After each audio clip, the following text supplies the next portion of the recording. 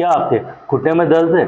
क्या आपको सीढ़ियाँ चढ़ते वक्त आपको दर्द बनता है, या फिर नीचे से उठने पर आपको दर्द बनता है, या फिर हो सकता है लंबा चलने में आपको दर्द बनता है? फ्रेंड, यहाँ पर इस कंडीशन को बोला जाता है ऑस्टियोआर्थराइटिस। यानी आपके डॉक्टर ने आपसे बोला होगा भाई आपके घुटने का ग्रिस खत्म हो गया यहाँ पर, या फिर आपके घुटने का गैप कम हो चुका है, जिससे की वजह से आपको इस तरह की घुटने की वाली समस्या बन रही है।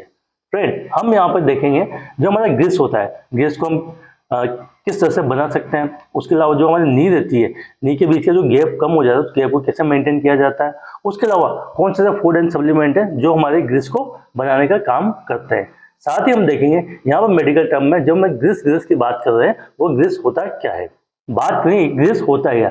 फ्रेंड, ग्रिस को हम बोलते हैं मेडिकल टर्म में साइनोवियल फ्लूइड, यानी एक तरह से फ्लूइड होता है जो कि एक गाढ़ा चिपचिपा सा होता है, जो कि हमारे जॉइंट सरफेस के बीच में पाई जाता है। जैसे कि आप देखेंगे ये हमारी जॉइंट है, तो यहाँ पर इसको साइनोवियल फ्लूइड पाया जाता है। अब साइनोवियल फ्लूइड का फंक्शन क्या होता है? साइनोवियल फ्लूइड का फंक्शन होता है जो हमारी दो बोन्स है, यानी lower end of the femur और अपर एंड ऑफ द टिबिया, तो इनके आपस में फ्रिक्शन से बचाता है, जिससे आपका मोशन होता है। जैसे आपका जिस तरह से मैं ये हमारा जॉइंट इस तरह से मैं अप एंड डाउन कर रहा हूँ, तो इस तरह से जो आपका लेग का मूवमेंट होता है, नी का मूवमेंट है, उस नी को मूवमेंट को इजी परफॉर्म कराने में साइनोवियल फ्लूइड यानी ग्रिस का रोल होता है। यानी जैसे कि आप देख सकते हैं, ग्रिस को आप समझिए नॉर्मल सी बात, हमें जैसे हमारे बेरिंग है, बेरिंग में ग्रिस लगाया जाता है कि वो स्मूथ रूप से काम करे, तो उसी तरह से हमारा जो नी जॉइंट है, नी जॉइंट हमारा स्मूथ रूप से काम करे, तो यहाँ पर इसका साइनोवियल जो साइनोवियल फ्लूइड है उसको हम बोलते हैं ग्रिस।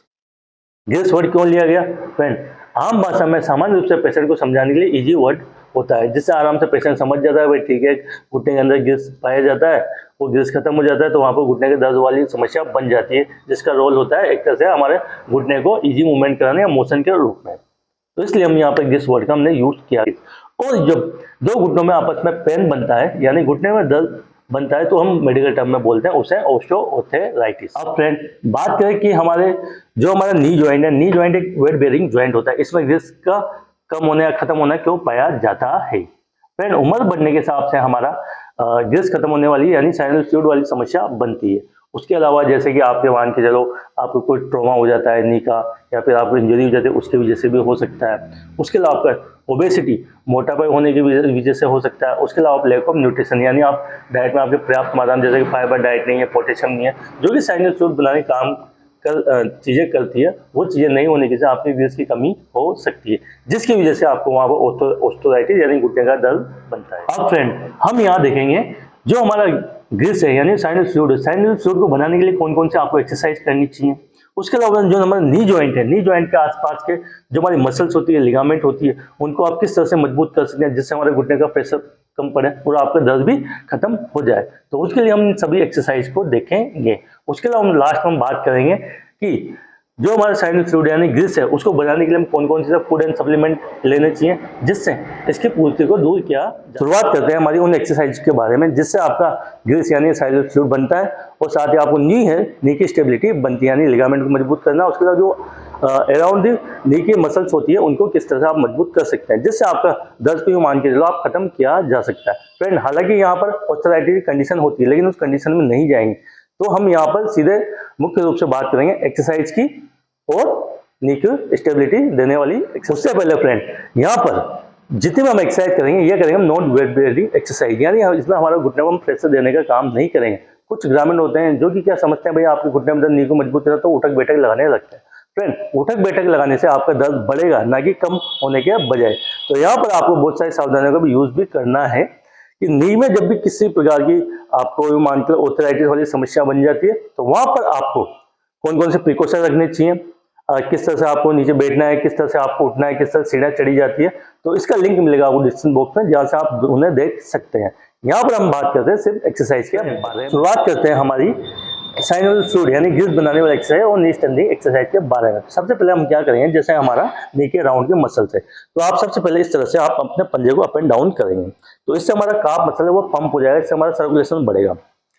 और ये आप कर सकते हैं 30 to 40 टाइम, जितना भी आपको कंफर्ट लगे, 20 to 30 या 30 to 40। उसके बाद में इनको क्लॉकवाइज आपको घुमाना है।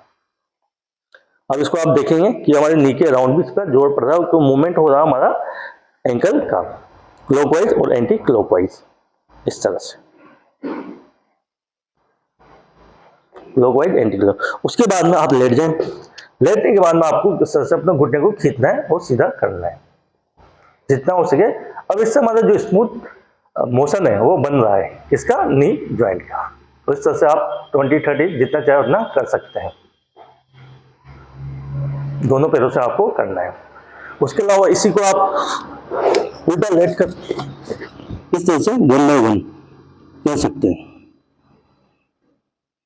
जितना हो सके उतना पीछे को ले जाए, यानी बटक से टच करने का प्रयास करें। उसके अलावा फ्रेंड इसी को चाहे आप, इसे हम बोल रहे हैं साइकिल चलाना, तो इस तरह से आप साइकिल चला सकते हैं, इस तरह से। अब इसी में आप जब कंफर्ट हो जाए तो दोनों तरफ से आप इस तरह से साइकिल चला सकते हैं। इससे आपको नी के साथ साथ ना आपको जो एब्डोमिनल फैट है वो भी कम होगा। उसके अलावा फ्रेंड हम यहाँ पर बात कर लेते हैं नी के स्टैंडिंग एक्सरसाइज। स्टैंडिंग एक्सरसाइज आप किस तरह से करोगे, तो आपको इस तरह से एक रोल बना के घुटने के नीचे रखना है, फिर इसको दबाना है।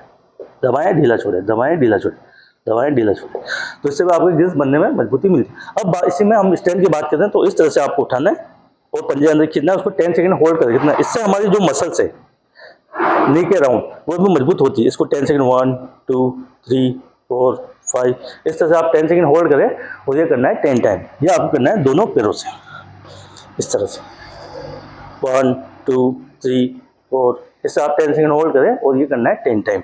इसी में आप इसे लेट जाएं और इस तरह से 45 डिग्री पर आप इसको होल्ड करके 10 सेकंड जैसे हम इसका यूज करें, इस तरह से हमने रखा था, इसको पैर को उठा के रखा था। जब आपको कंफर्ट लग जाए तो आप इस तरह का 1 kg वगैरह भी आप आराम से रख सकते हैं, जिससे आपकी नीचे स्ट्रेंथ बहुत अच्छी बनेगी। उसके अलावा इसी एक्सरसाइज को आप इस तरह से चेयर में बैठ कर इस तरह से आप परफॉर्म करना है। पंजे को अंदर खींच कर उसको 10 सेकंड होल्ड करना है। जब आप कंफर्ट हो तब आराम से वेट का यूज कर सकते हैं। तो उसे आप होल्ड करेंगे 10 सेकंड होल्ड 10 टाइम, इस तरह से आप 10 सेकंड होल्ड करें और ये करना है आपको दोनों पैरों। फ्रेंड इसके बाद जो हमारे साइनल फ्लूइड होते हैं, साइनल फ्लूइड को बढ़ाने वाले प्रोडक्ट यानी फूड एंड सप्लीमेंट कौन कौन से होते हैं उसका लिंक मिलेगा आपको डिस्क्रिप्शन बॉक्स में, जहां से आप उसे देख सकते हैं। फ्रेंड जो हमारी ये एक्सरसाइज है, इस एक्सरसाइज में हमने देखा कि एक तो साइनल फ्लूइड बढ़ाने वाली एक्सरसाइज कौन कौन सी है, उसके अलावा नी को स्ट्रेंथ किस तरह से किया जाता है। अगर फ्रेंड जैसे कि आप बिल्कुल पैर स्ट्रेट कर उसमें पेन बन रहा है तो आपको नहीं करना हो, तो उसके लिए आपको अपने फिजियोथेरेपिस्ट से आपको सलाह करनी है या फिर आप किसी भी सर्जन वगैरह को भी दिखा सकते हैं। उसके अलावा फ्रेंड जैसे कि आपको ऑस्टियोआर्थराइटिस समस्या, आप कौन से प्रिकॉशन रखने हैं, कौन से सावधान रखने हैं, तो उसका लिंक मिलेगा आपको डिस्क्रिप्शन बॉक्स में, जहाँ से आप उसे देख सकते हैं। वीडियो अच्छी लगे do thumbs up. Thank you so much. जय हिंद, जय भारत।